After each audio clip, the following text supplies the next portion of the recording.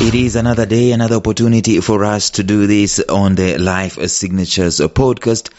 Good morning, good evening, and good afternoon, ladies, gentlemen, boys, girls, whatever place it is that you're tuned on to the show. It is a daily show focusing on the subjects of purpose, productivity, and resilience. We teach, we inspire, we motivate. If you're looking for a virtual incubator for those things, for that topic, or those topics that are going to make you to think about your life and about its productivity and about the direction that you're going to take and about how you can bounce back from trouble whenever you face trouble, this is what we deal with in this episode on a daily basis. We are in the middle of a series right about now. We're talking about raising spirit-led children. We've come quite a long way talking about this, and we're going to continue doing the same in the episode today. Raising spirit-led children. What can we be able to learn? What can we be able to add on to what we already know? In the episode today, we're going to find out, so stay tuned.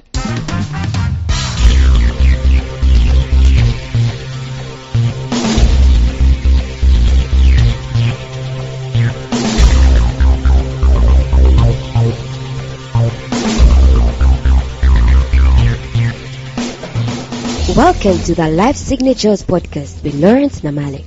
Lawrence is a life coach, author, and keynote speaker who loves to tackle different topics on purpose, productivity, and resilience. His mission in life is to awaken all your boundless possibilities available in you. Life Signatures podcast is dedicated to bring to reality every single person who knows that deep down in their gut, there's got to be more to life than this. And now, here is your host, Lawrence Namale.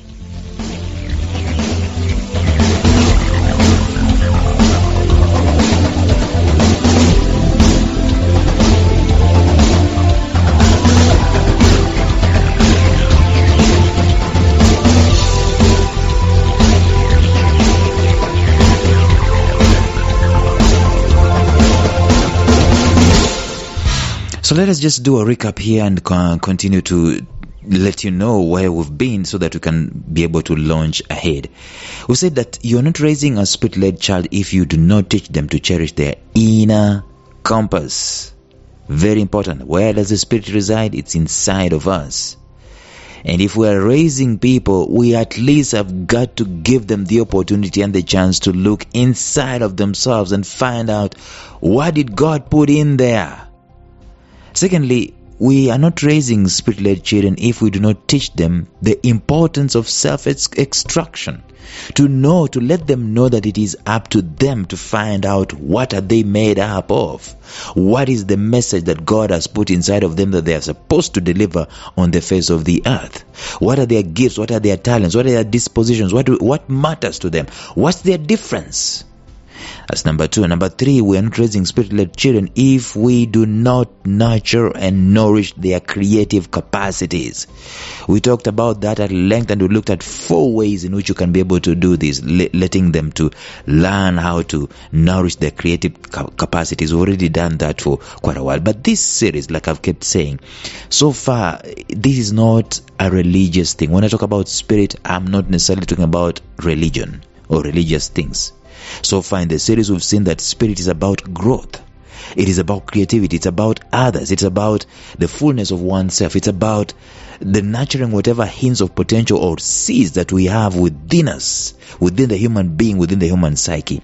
And therefore, in raising a spirit-led child, we will be moving far away from the dynamic culture of the day as well as the traditions of the past. And let me just explain. The culture of the day is for the most part selfish. It's steeped into competition, which fosters things like lack of authenticity. It's transactional. It's mostly materialistic. We've talked about this. In other words, in the culture of the day, we have a make it. I want to make it in life. We have a make it kind of mentality. If you can accumulate as much as you can, never mind for as long as how long you won't get caught trying to do it, and you have esteemed yourself in the eyes of other people, you have quote unquote arrived. We look at life from that particular angle. It's so materialistic. It's so Christians call it carnal. Many people in the culture of today are shocked and they are locked into this philosophy. They are shackled into it. And to them, they will arrive one day. It's a one-day thing. It's a postponed mode. One day, sometime in the future. And unfortunately, that is not the way the Spirit operates. If you're teaching your child to be Spirit-led, you will not teach them to arrive at a particular specific destination to make it somewhere in the future. You're shortchanging them. The Spirit is about the now and the how we can fully deploy whatever we have within our vicinity right here and right now. Tradition, on the other hand, is all about what used to work previously. We talked about this. We are so true to what used to work to our fathers and our forefathers. And there are very many traditions that have been inherited over the years, and this include governance systems such as the so-called democracy, which in my opinion is a whitewashed tomb. Economic systems such as capitalism and education systems such as schools. These are traditions. These are traditions, and I just mentioned them in a simplistic way. But the Spirit is not in any way locked into these things that were invented in the past. The Spirit is free and is more interested in delivery as long as the process does not impede on others. But I don't want to digress.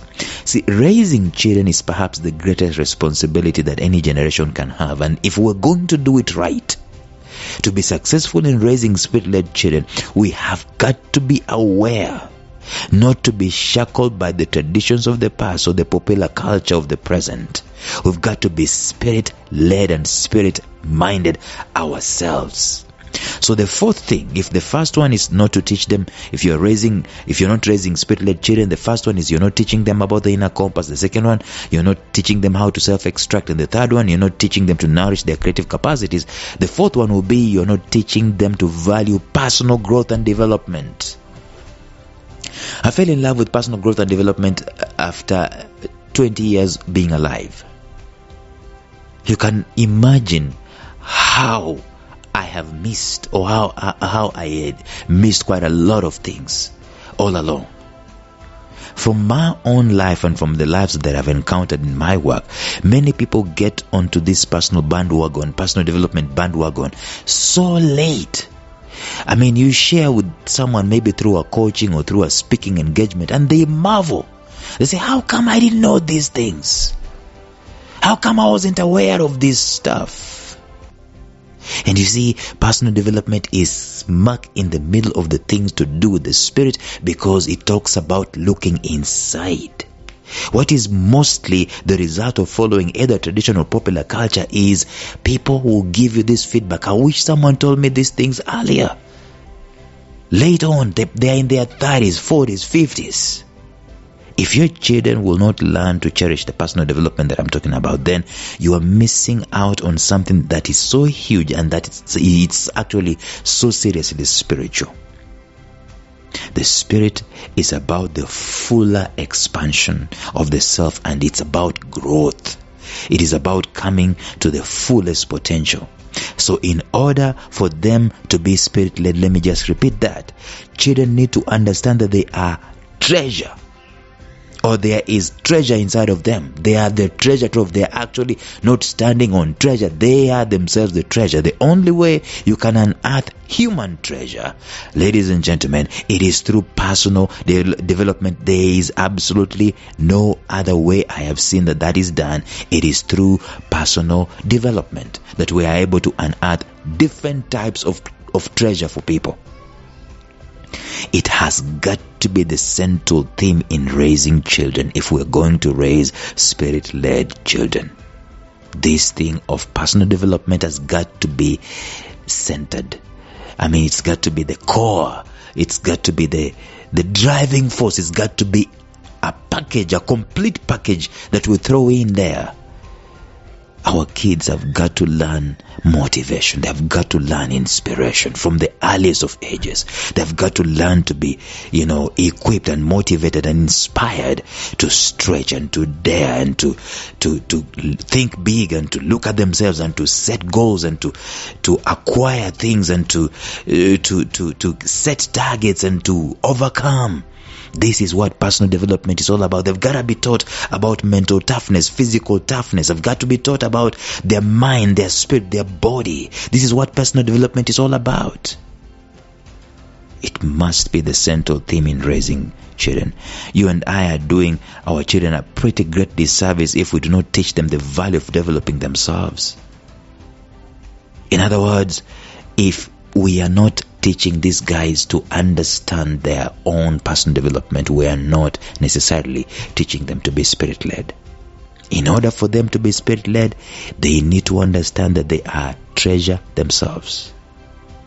And the only way they can unearth human treasure is through this point of personal development.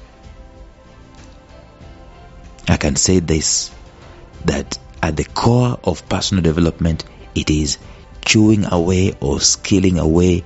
It is the burning the fat of potential, the innate talent, the capability, the possibilities that are available to any human being and every human being. And there are books upon books on the topic of potential.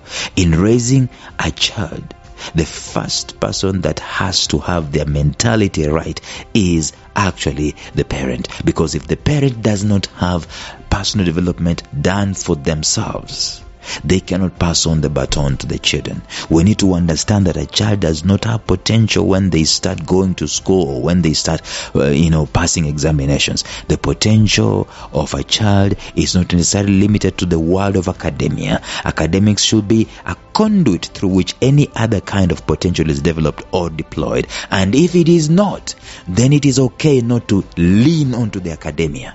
And it is okay to pursue another angle of developing this person. Personal development should not be locked into one arena. Personal development should be explored in different arenas.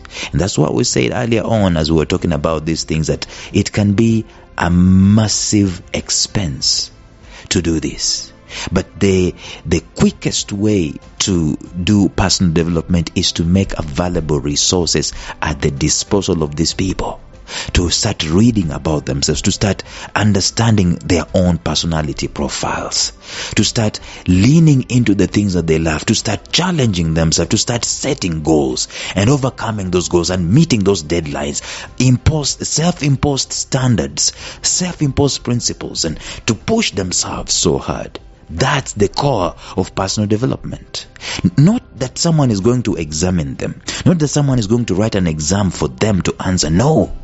Just that they are self-driven to be the best versions of whom they can be. So raising a spirit-led child will mean teaching them about the potential and the possibilities that do exist within them as individuals. And it will mean supporting them in as many experiments, we've talked about this, as many things that they would like to attempt on this as possible. And the converse of this will be to let the child pass through a system, quote unquote, either dedicated by the culture of the day or the traditions of the past alongside other children in mass production. In other words, the worst you can do to a child is to pass them through a mass producing system. Especially if that mass production doesn't touch the aspect of personal development. It is absolutely critical. If it doesn't, then you've got to supplement, you've got to apply, you've got to provide for that personal development either at home or through other avenues. There are very many people out there in this world whose calling, they have identified this thing that I'm talking about, and their calling is to plug in these gaps that are being left, the gaps of personal development. Things like public speaking, things like design thinking, things like, 21st century skills. Things like communication, things like problem solving, things like goal setting and goal achievement on their own, because they are self-driven and self-motivated. It is extremely important. Because if we don't do this, it's one of the most biggest arsenals in spirit leading a spirit-led life. Things like setting goals. Things like knowing your personal vision, knowing your personal mission, knowing your own values, crafting your own values. Things like drawing your own timetables and meeting the deadlines that you've set for yourself. That's personal development right there. If these guys go and they get degrees and they don't have a personal development scheme inculcated inside of them, we have not raised spirit-led people, unfortunately. And this world continues to suffer, and people continue being robbed of their own destinies because of this. Tomorrow we're going to go deeper, because I sense that there's much more to be spoken about that. I'm going to go deeper into personal development, but until then, bye-bye. Thank you for listening to Life Signatures Radio. If you enjoyed today's show, subscribe to Life Signatures Radio on iTunes, Stitcher, or visit our website at lifesignatures.libsyn.com. Life Signatures Radio, fresh, clean, and inspiring.